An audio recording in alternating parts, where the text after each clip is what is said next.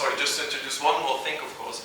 Doro will do the link also to the business responsibility initiatives that are taking place in Switzerland. For most of the Swiss audience, it's clear.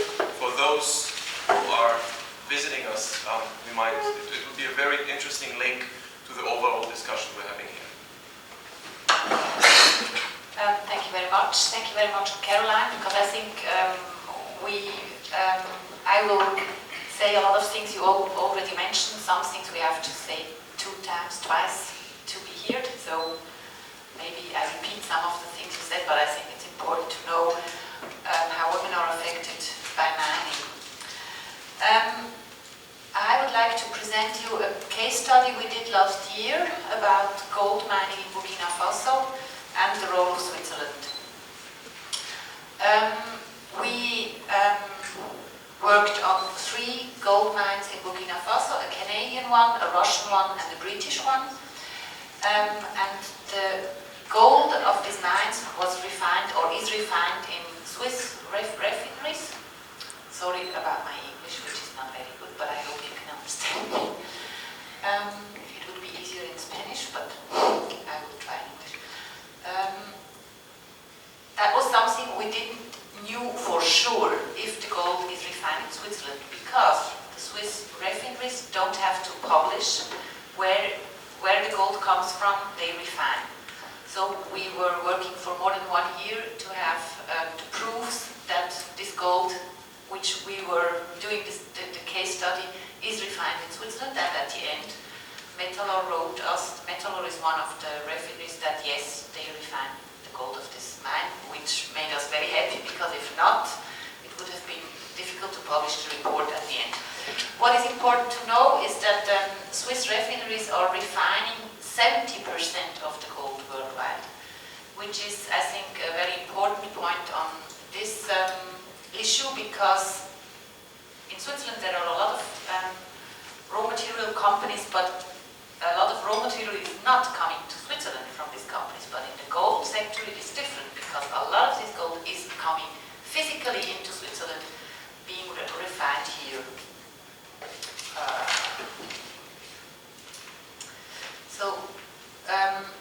Here we have, just to say something about the images, here we have the excavation material you see behind, where the villages were before, and here you see some of the villages people had to leave because of the gold mine. And here you see one of the families who were displaced.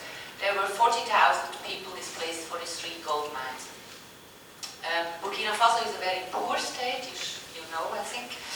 But people had an income before, they were farmers, and they had also an income because they found some gold on their land when they work. So if they had not enough money to, with the farming work, they could also have some small parts of gold just to have a better living. They were displaced. And we analyzed what violations of human rights they have lived. We, based on a study of FIAN, who was made before on one of the mines, and we made a study about two other mines, or we complemented the study of 2 other mines. So at the right, you see this very handsome new houses the mine built up.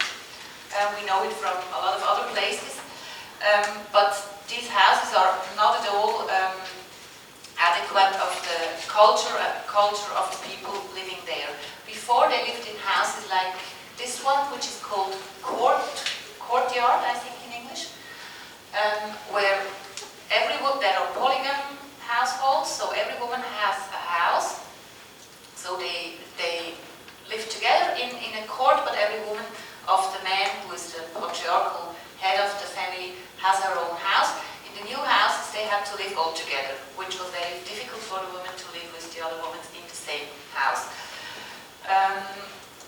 The displacement ignored the structures of the villages before, so the neighborhoods were separated. People who were good neighbors before and helped each other were separated. And the whole family has now to live in one of the houses together also with the animals, which is also a hygienic problem because they don't have the land like before where they had the land around the houses. But the companies were very happy to present these new villages, you can imagine, because it's an European style of living. They wanted, or a European vision of happy living. So they didn't see a problem on that. We also could show the violations of human rights, the right to food and the right of water, because people were displaced and they were also compensated, not all of them, but a lot of them, but the land they got was not that,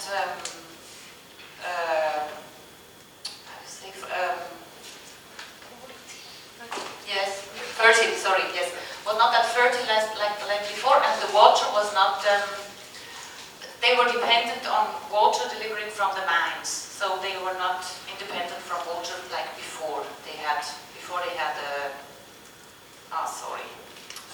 Brunnen power. Well. Yes. So as Caroline also said, they were responsible for the families, but as they lost the access to water and land, and also to gold, it was much more difficult to feed the families, and it was worsening the situation of survival. One of the women, we made like 4 portraits of women, and one of the women in the study, and one of the women said, before the man arrived, we lived well, and now we survive. So it was really a situation much worse than before. In one of the mines, of the 3 mines we studied, was closed, so we discussed with the mining company what are the projects with this closed mine, because as you said also, it's often a problem. They say, well, they are not very sure, they have some money apart to have a project, maybe they fill it up with water to have a lake in Burkina Faso. I mean, it's just that absurd. I had a similar story, I heard a similar story in Colombia right now, where a company said to the farmers, after the mining, we will fill up the pit with water and we will learn you, the farmers, to fish. Then you will have an income. And this indigenous man, he said to me, it's just, it is like an how do you say it? Sorry. He said to me, it is like an attack to my intelligence, what they told me. This story with the sea. We presented the study before publishing it to the companies. The mine companies asked the refineries, and we received some very disappointing answers. They were very aggressive against us, and they said, well, they have all these social programs, and we didn't talk about all these social programs they implemented, and they paid the compensation, so they don't see any violations of human rights, which I think is really a big problem, because if they don't accept that there is an impact of their work, and there is a negative impact of their work, they will not change anything. The focus of our study was not that much on the mining companies, but on the Swiss refineries, because we think they have a very important role and a very important responsibility too. They responded that they focused in their responses on the voluntary initiatives they're already doing, on responsible gold mining and how they call it, and on the certifications their organizations are doing for them. So they were not at all open to any critique. And what was a real problem is that they are always saying that they do a due diligence process, but they are not showing how they are doing it. So the due diligence to respect human rights and environmental, but they are not showing how they do it. They just say that the audit firms are crediting them or certificating them. So I guess as the man in the morning, what's his name? Nick said in the morning, the audit firms are complicits to the mining companies. This case study we also did because we have this responsible business initiative in Switzerland, and because we see that the mining companies, as the state of Burkina Faso, has an important responsibility to protect human rights, but we wanted to focus on the Swiss refineries, which also should react on human rights violations. As we have a lot of case studies in Switzerland in the last years showing that there are human rights violations without any reactions of the business or of the politics, we initiated the Responsible Business Initiatives. You have maybe heard about it, or you have also signed it. It is a coalition of more than 80 organizations in Switzerland who launched the initiative. There are environmental organizations, church organizations, human rights organizations, development organizations, like very different. It's a very broad coalition. There are no parties in it, which is important. Maybe it helps, I'm not sure. And we want companies to stop human rights abuses or to be accomplices in this. And we saw that all these voluntary initiatives, they built it up in the last years. It was not enough. It didn't brought a big result. So what we really need is a mandatory due diligence on human rights. On the 10th of October, right now, last month, we presented the 120,000 signatures we had to have for this initiative.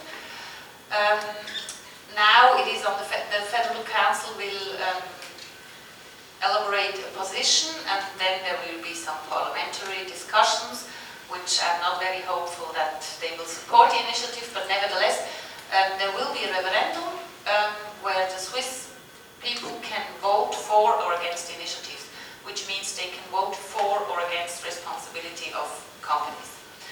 At the moment, we have, like you see it down there, 89% of the Swiss population who says that they want companies to respect human rights, which means that there is a sensibility in Switzerland around this issue. I mean, what we see now is that the business is reacting very hard on the initiative. They are very feared. What I don't understand, I can't understand how you can be against human rights, even if you're a company, but they are very strong fighting it. No, sorry. They say they can't survive if they have more regulations. The initiative is needless, it's counterproductive and dangerous, and it impedes the dialogue between companies and NGOs, which until now was very fruitful. I mean, so you see how they are abusing also all these instruments we tried to develop in the last years.